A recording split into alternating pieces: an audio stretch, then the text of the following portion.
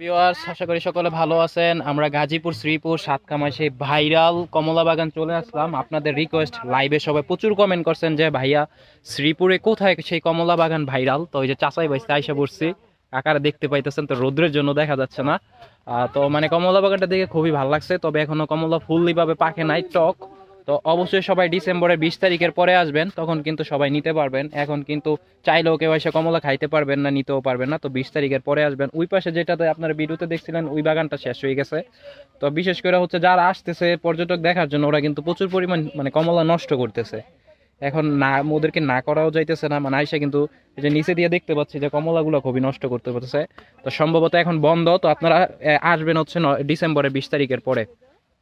তো আসলে কিন্তু ওই পাশে একটা মালটা বাগান আছে, ওটার লোকেশনটা আমি জানি না। তো দেখি আমরা এই জায়গা থেকে বের হয়ে ওই মালটা বাগানও যাবো এবং মালটা বাগানের ভিডিও আপনাদেরকে দেখানোর চেষ্টা করব।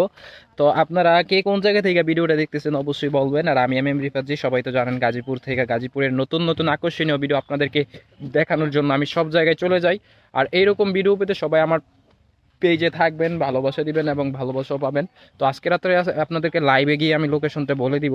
তো অবশ্যই কিন্তু এখন কেউ আসবেন না, এখন কিন্তু কমলা পাকে নাই। আর আসতে হলে হচ্ছে ডিসেম্বরের 20 তারিখের পরে আপনারা আসবেন। তো তখন কিন্তু সুন্দরভাবে কিন্তু ভিডিও করতে পারবেন, খাবারের জন্য বাসায়ও নিয়ে যেতে পারবেন। তখন কিন্তু অনুমোদন আছে, সবাই দেখা দিবে, সবাই মানে সবাইকে ঢুকতে দিবে। এখন কিন্তু ঢুকতে দেয় না, আমাদের লোক থাকার কারণে কিন্তু আমরা ভিতরে ঢুকতে পারছি। এখন কিন্তু এটা পর্যটকের মতো বন্ধ। তো এখন আপনারা কেউ আসবেন না। তো সবাই আসবেন হচ্ছে ডিসেম্বরের 20 তারিখের পরে।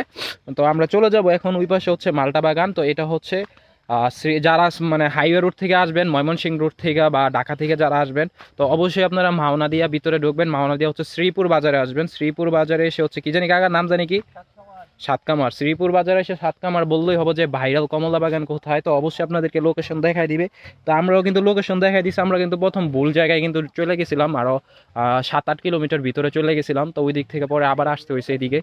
তো অবশ্যই মানে লোকেশনটা আমি সুন্দরভাবে আপনাদেরকে ফার্স্ট কমেন্ট বক্সে থাকবে, অবশ্যই সেই লোকেশন দেখে আপনারা ডিসেম্বরের 20 তারিখের পরে আসবেন।